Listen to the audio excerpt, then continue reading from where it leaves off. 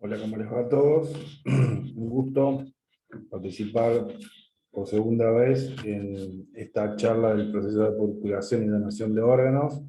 Mi nombre es Daniel Castaño, yo soy médico terapista y como actividad extensiva he estado un tiempo largo, sigo estando en todos aquellos procesos de procuración que, bueno, llegan a la asistencia del hospital donde trabajo. Bueno, hecha la presentación, vamos a intentar tener tres objetivos en cuenta para esta charla. Una es la identificación del potencial donante, la otra es el diagnóstico de muerte encefálica, y como último punto es el tratamiento del potencial donante.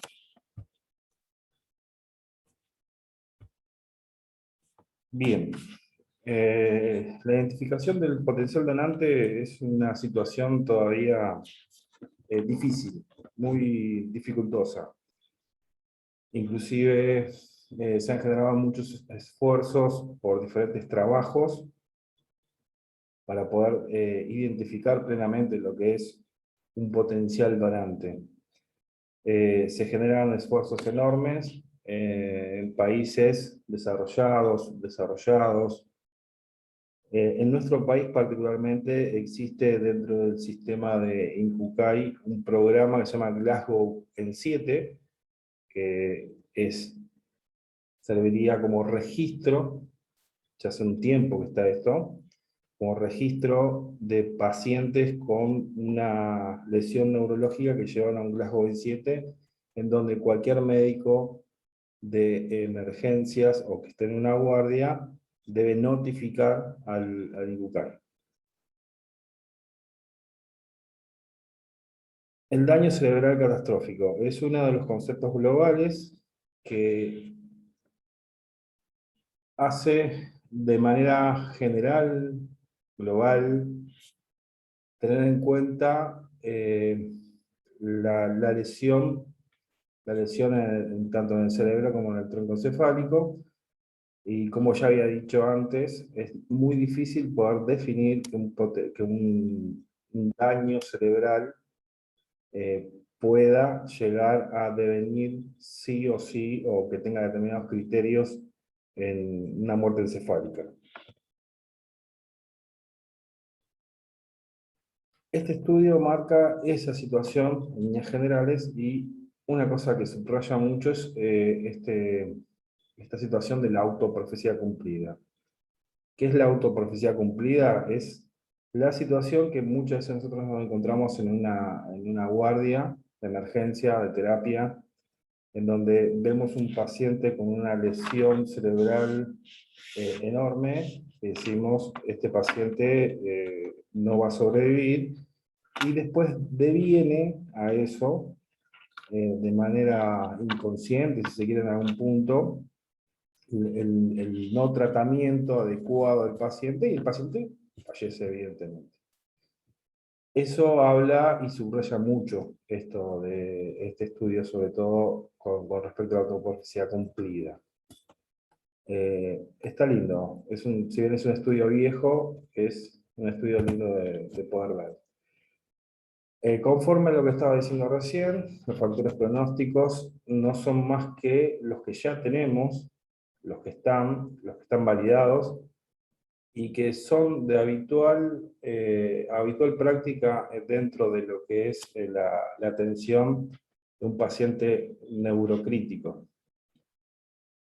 TEC grave, edad, Glasgow bajo, presencia de hemorragia subaracnoidea, hipertensión craneal refractaria. O sea, son todos puntos que suman para tratar de identificar o afinar la identificación del potencial donante.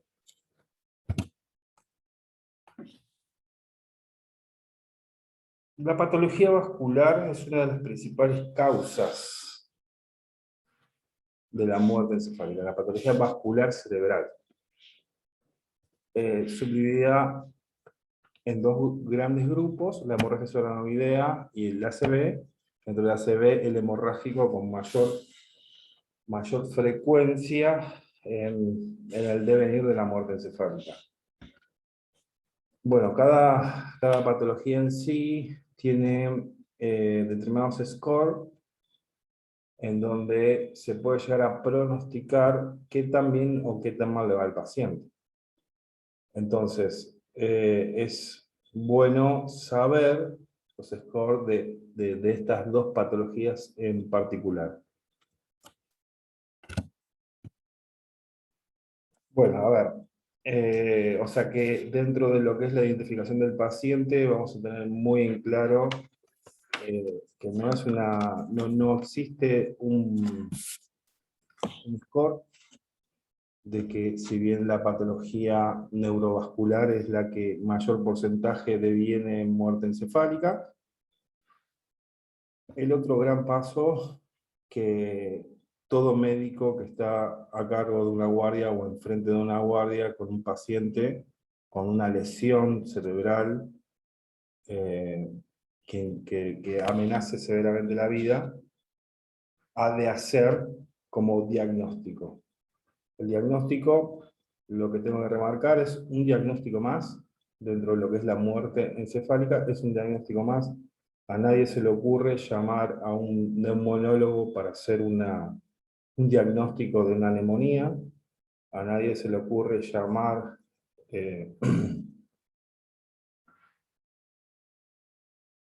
a alguien más como para hacer un diagnóstico en el proceso de la guardia. Sí, para afinarlo, sí, tal vez sí, pero para definir cuestiones bien específicas, no. Entonces, el diagnóstico frente a un paciente con una lesión devastadora cerebral, lo vamos a intentar ordenar para que pueda ser preciso. Lo primero es la causa. Si no tenemos la causa, no podemos hacer diagnóstico. Es así de sencillo. O sea, no podemos seguir avanzando en el diagnóstico. Si la lesión sea traumática, sea vascular, sea tóxica, sea infectológica, tiene que estar. Si no, es imposible poder definir el diagnóstico de muerte encefálica. Como segundo gran paso, y tal vez esto es hasta eh, en algún punto demasiado obvio, pero hay que tenerlo en cuenta, son los prerequisitos. ¿Qué son los prerequisitos? Son eh, todas las situaciones de signos vitales estables. Signos vitales te da tensión arterial adecuada, temperatura adecuada, hago referencia con 32 grados o más, buena frecuencia cardíaca, buena saturación. No tiene nada que ver que el paciente esté intubado, no tiene nada que ver que tenga noradrenalina, tiene que estar las condiciones estables, con signos vitales estables, como para poder dar el otro paso, que es el pesquisaje clínico, que es donde nosotros habitualmente nos encontramos, o tenemos que hacer. El pesquisaje clínico neurológico no puede ser, o como requisito, tiene que tener en cuenta la cantidad de droga, de sedación y de relajantes musculares que haya tenido el paciente. Si uno no cuantifica la cantidad de droga, de sedación y de relajantes musculares llegado el caso, no puede realizar un examen neurológico. O sea que para hacer un pesquisaje clínico neurológico de un paciente con una sospecha de muerte encefálica, se debe tener en cuenta la cantidad total desde el inicio de sedación y de relajantes musculares. Bien, el otro gran paso clínico es, una vez efectuado lo neurológico, en donde nosotros vamos a valorar reflejos, es el test de apnea. El test de apnea es otro reflejo que lo que va a evocar o va a llamar es al disparo del tronco encefálico. ¿Cómo se realiza eso? Es poniendo al paciente en una situación con una CO2 de 40, le brindamos oxígeno y a los 10 minutos volvemos a tomar otro gas en donde tenemos que ver el resultado. ¿Qué hace esto? Si el paciente no tiene respuesta del troncoencefálico, no va a realizar ningún tipo de disparo el troncoencefálico, y por ende vamos a inferir de que el troncoencefálico no está. Bien, hablamos de los 10 minutos y hablamos de que la prueba que se hace es de 40 a 60 de CO2 en un plazo de 10 minutos. ¿Qué pasará si no se puede hacer? Porque hay muchas veces por determinadas situaciones no se puede realizar por caída notoria del PAFI, por inestabilidad hemodinámica, se suspende. Se suspende y se deja consignado dentro de la historia clínica que por determinadas condiciones no se puede hacer el test de apnea. Hay determinaciones específicas y especiales que están relatadas dentro del protocolo de lo que es el EDUCAI, que hacen referencia al no poder hacer o cómo realizar en situaciones especiales el test de apnea. Pero es un gran punto, yo diría uno de los puntos fundamentales que se exige a la hora de la evaluación clínica de un paciente con un diagnóstico presuntivo de muerte encefálica. Ahora, si nosotros observamos dentro del pesquisaje clínico neurológico un reflejo, no se puede seguir. O sea, no se hace el test de apnea. Eso sí. Pero el test de apnea puede no estar dada determinadas circunstancias del paciente en sí. El otro gran apartado dentro del diagnóstico de la muerte encefálica es lo instrumental. Como cualquier otro diagnóstico, tenemos la parte clínica y después los estudios complementarios. Los estudios complementarios se dividen en dos grandes sectores. Unos son neurofisiológicos y otros de flujo sanguíneo. Los neurofisiológicos son los que están escritos ahí: electroencefalograma, potenciales evocados auditivos y potenciales somatosensitivos. Los de flujo son Doppler transcraniano, angiografía, gammagrafía.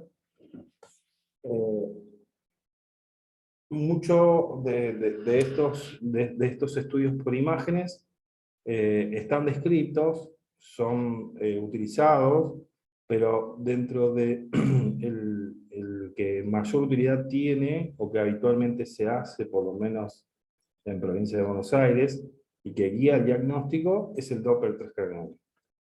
Los estudios neurofisiológicos, por lo general, son electroencefalograma, potenciales evocados auditivos, y la combinación de ambos, o sea, uno no es excluyente del otro. ¿Qué quiere decir con esto? Si nosotros tenemos un paciente con un diagnóstico clínico plenamente con la causa y toda la presunción diagnóstica de una muerte encefálica y tiene como tratamiento, por ejemplo, tiopental, no podemos hacerle la valoración neurológica y tampoco podemos hacer estudios neurofisiológicos. O sea, el electroencefalograma queda vedado ante esta situación. Lo que sí se puede hacer es una angiografía de 4 vasos, por ejemplo, como solución, por probabilidad de solución frente a un diagnóstico para poder hacer. ¿Qué se ve dentro de la angiografía de los 4 vasos? Es que el flujo sanguíneo no sobrepase el sifón carotídeo en un determinado nivel, en donde se informa que no existe flujo cerebral. Entonces, así se podría llegar a un diagnóstico de una manera poco usual al diagnóstico de muerte encefálica. O sea que los estudios neurofisiológicos de flujo sanguíneo no son excluyentes entre sí, ni uno depende del otro. Sí se hacen habitualmente en este orden que estamos viendo. Estudio en la parte clínica neurológica, el test de apnea, el estudio neurofisiológico y el Doppler transcraneal. Eso sería lo habitual, lo que por lo general pasa. Pero pueden haber otras combinaciones para poder hacer. Lo que sí no se puede hacer es, por ejemplo, no tener la causa de la muerte cerebral. No se puede pensar. Proseguir con el diagnóstico. Bien, este es un estudio que ya hice hace un tiempo. No, ahí está la fecha, 2018. De un Doppler transcraneano, en donde se observa este dibujito, son las arterias, los de arriba son las arterias cerebrales medias, y lo de abajo es la arteria basilar. Es muy parecido al dibujo de una TAM, de un acceso radial. Tiene sístole y diástole, y donde se ve claramente que la diástole está invertida, que es uno de los requisitos de patrón de paro circulatorio cerebral. O sea, este estudio por sí solo tampoco hace diagnóstico, sino que va de la mano con el electroencefalograma, con la valoración clínica y el test de apnea. ¿Sí? Bien, una vez hecho el diagnóstico clínico y el diagnóstico por electroencefalograma y Doppler, nos tenemos que entrar en el tratamiento, que era el otro de los puntos objetivos de esta charla. Básicamente se puede decir de que son 4 los grandes sistemas más golpeados. El cardiovascular, el endocrino metabólico, el hematológico y la hipotermia son los 4 puntos más críticos de un paciente con muerte encefálica. A ver, el cardiovascular, lo que muchas veces se denota es la hipovolemia. La hipovolemia es el trastorno por excelencia del paciente con muerte encefálica. Hemorragia, por la pérdida del tono vascular, y también que tenga una reanimación adecuada, suma a toda esta situación de la hipovolemia.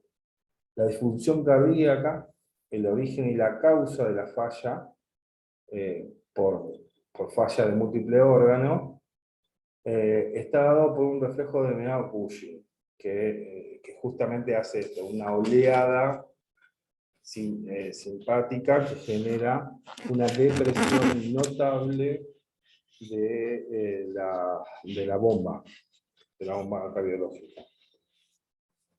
Bien, es muy importante la hipovolemia y consecuentemente tener en cuenta el resto de cosas que estamos diciendo recién.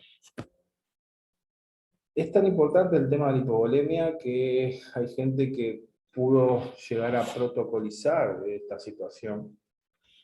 También es un estudio viejo, pero está muy lindo, del 2014, en donde ellos siguieron a los pacientes con muerte encefálica y trataron de ajustar muchísimo el tema de la cantidad de líquido que se le tenía que aportar. Este es un protocolo, una forma de poder llegar a definir qué cantidad de líquido y cuándo lo iba a necesitar.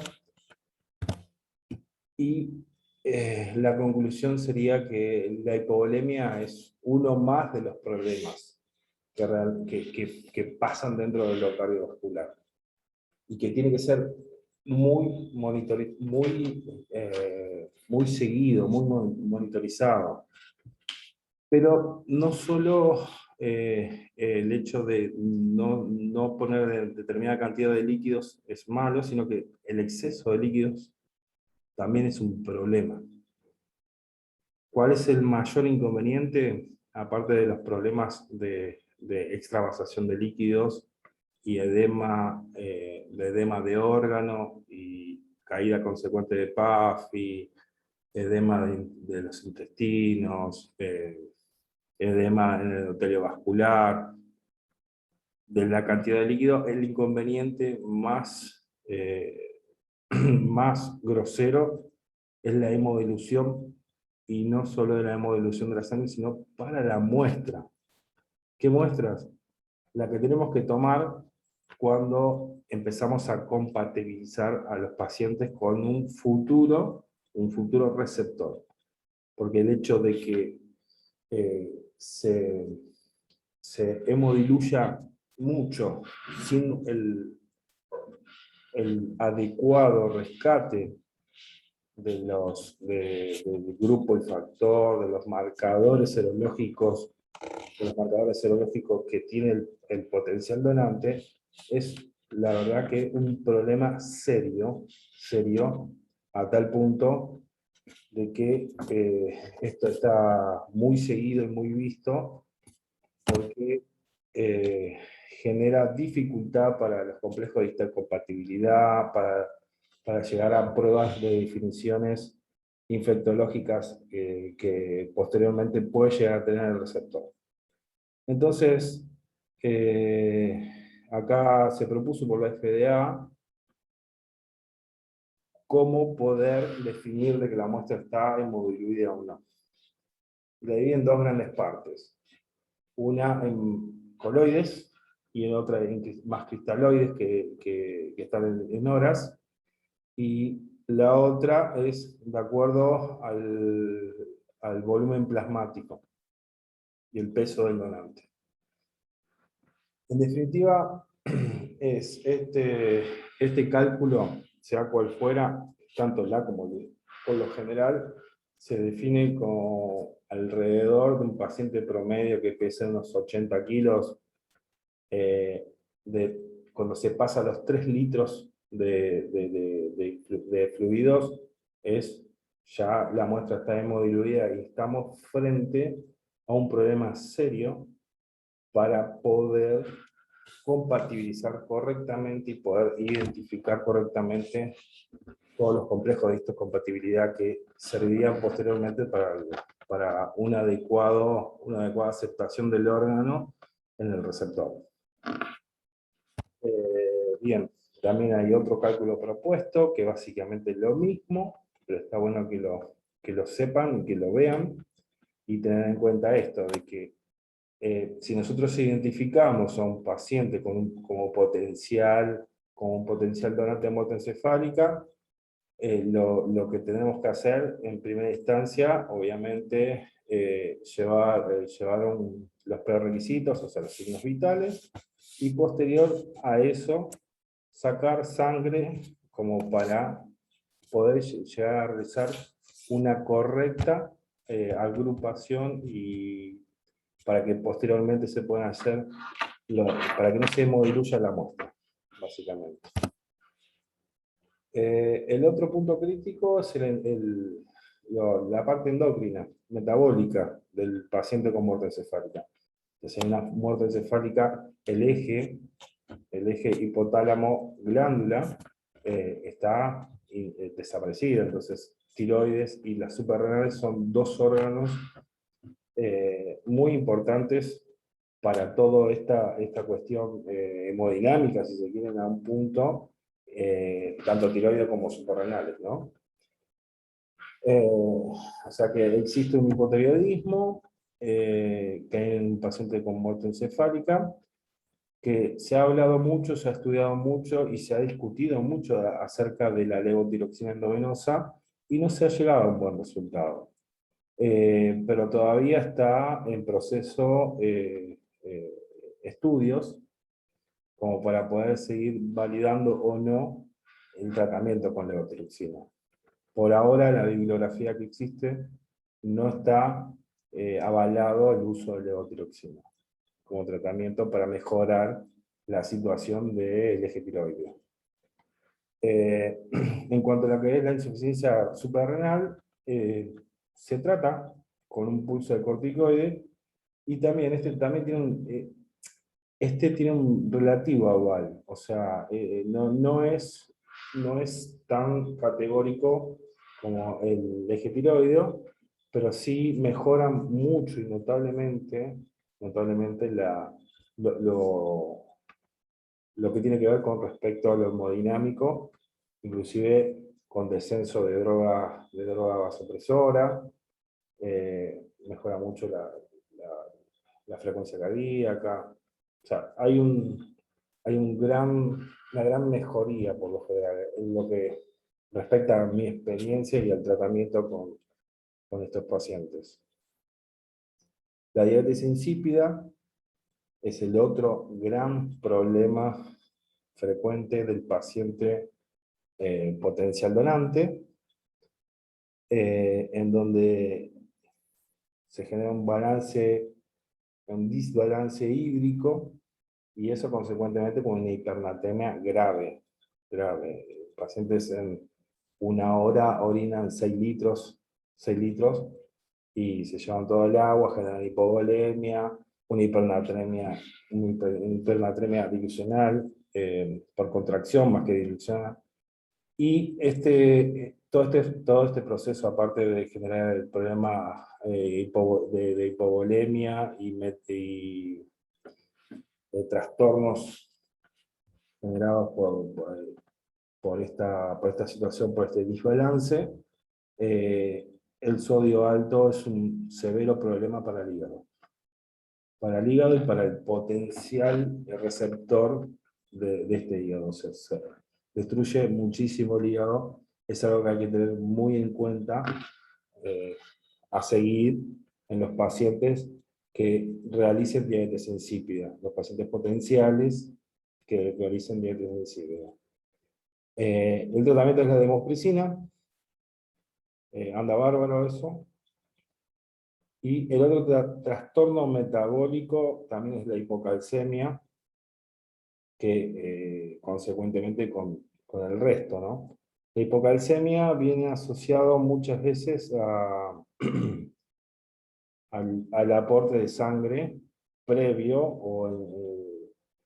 o en parte del tratamiento dentro de lo que es la coagulopatía de los pacientes con hemorragia, de los pacientes con muerte encefálica.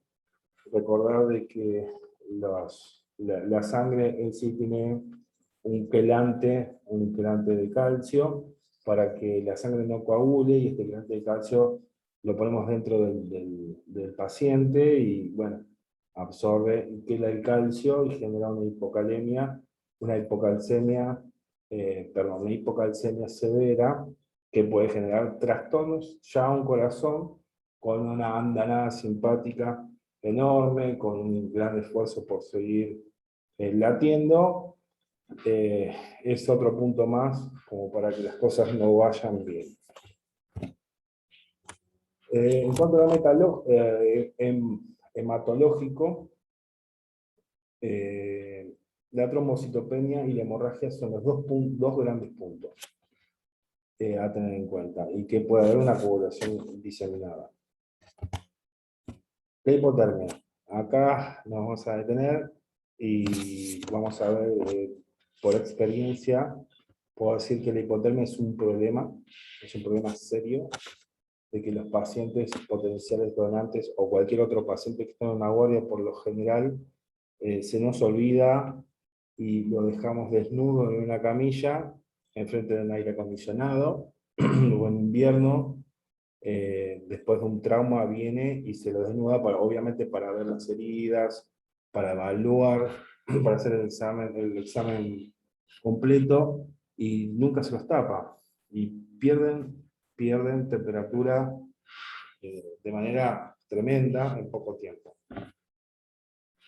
Recordar estos puntos, de que primero que no se puede volver un paciente, como habíamos dicho, como requisito a partir de menor a 32 grados, porque a partir de ahí comienza la reducción de oxígeno general.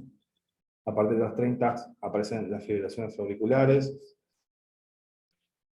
28 las fibrilaciones ventriculares, después tienen una alteración severa en el ácido, en los gases, y ya cuando pasa a 24 hay una hipotensión y bradicardias severas y refractarias que son difíciles de revertir.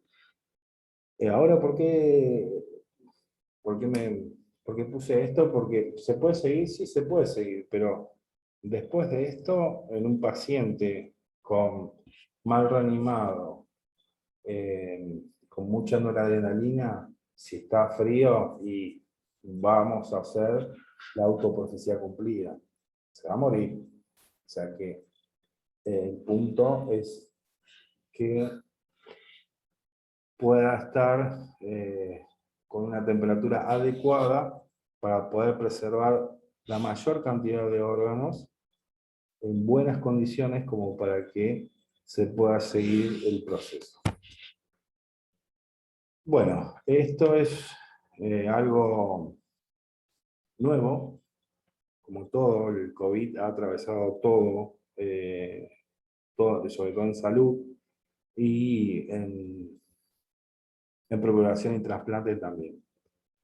Básicamente se juntaron un sector del INCUCAI, un sector no, la gente del INCUCAI, la gente de SADI, la gente de la Organización del Trasplante, de Cirugía del Trasplante, como para definir algunas situaciones con respecto al COVID.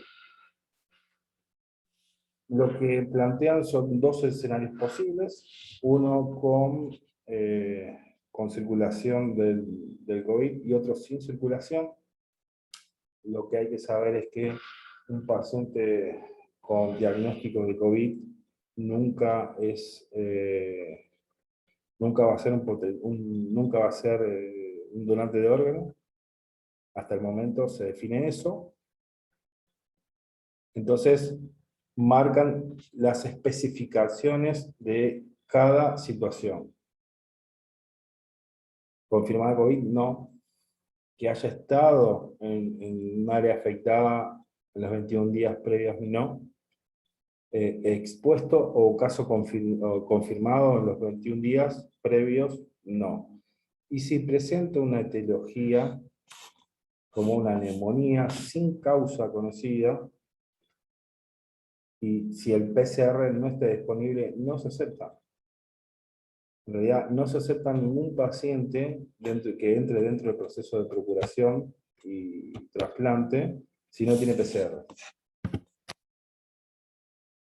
En el escenario local, básicamente lo mismo, pero define acá, esto está bueno porque define los riesgos entre bajo, intermedio y alto, y lo que remarca mucho, aparte de tener sí o sí que tener el PCR, es que pese a que un PCR sea negativo y el paciente tiene un riesgo alto, no es candidato a entrar dentro del proceso. ¿Sí? Esto es importante. Como otra cosa también importante, está la ley número 27.447, la llamada Justina por la chiquita que falleció esperando su corazón. Se ha hablado mucho, se ha discutido mucho, la gente del INCUCAI con asesoramiento legal ha dado muchísimas charlas, nos ha asesorado con respecto a esto, pero el corazón de la ley básicamente lo que termina intentando hacer o definir es que un paciente es potencialmente donante si no expresa su voluntad. y que el otro gran punto importante de esta ley es que simplificó de manera enorme todo lo que es el proceso de intervención judicial, que era bastante engorroso. Bueno, en resumen vamos a decir esto, que frente a una lesión devastadora cerebral, tener la causa, cuantificación de drogas, requisitos óptimos, notificación al INCUCAI que entra dentro del programa Glasgow 7 o menor, Glasgow 7, verificar la voluntad del paciente o no, que tenga o no tenga, qué clasificación del riesgo epidemiológico tiene, muestra de PCR, COVID, el laboratorio, grupo y factor, sanguíneo, hemocultivos, minival, llegado el caso si tuvieran la posibilidad de poder hacerlo, examen clínico con examen neurológico y el test de apnea, y posteriormente, si no están en un sitio en donde haya un neurólogo, esto queda en manos de la gente del INCUCAI, que pueda acercar a un neurólogo. Es más, lo hacen, si hacen el llamado o la notificación de un paciente con Glasgow 7 con criterios clínicos de muerte encefálica, llaman al neurólogo, el neurólogo se traslada, va con un equipo y puede hacer las pruebas electrofisiológicas. Si tienen un Doppler transcraniano, sería óptimo poder entrenarse y poder definir la parada circulatoria cerebral. Obviamente la comunicación familiar es fundamental, más allá de que la ley autorice que si no es donante es un potencial, si no es su voluntad no fue expresa, es un potencial donante. Obviamente la comunicación familiar es fundamental para poder comprender toda esta situación.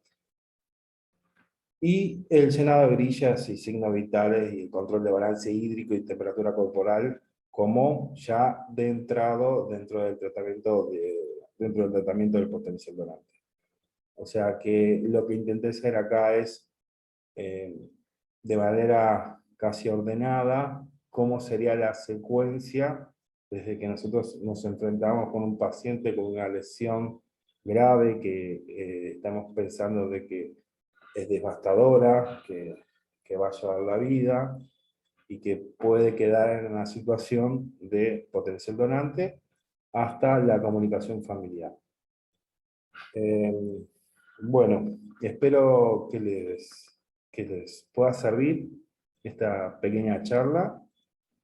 Estoy a disposición a preguntas. Mi mail es castanos, con S, 3233@gmail.com. Cualquier consulta que yo pueda evacuar o ayudar, no hay inconveniente.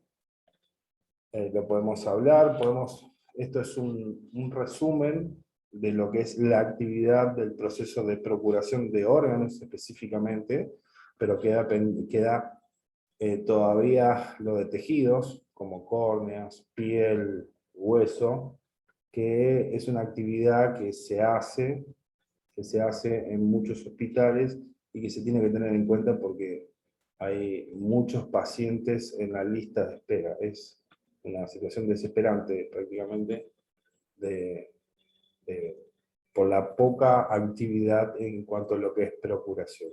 Así. Bueno, espero que les haya servido. Muchas gracias y bueno, nos estaremos viendo.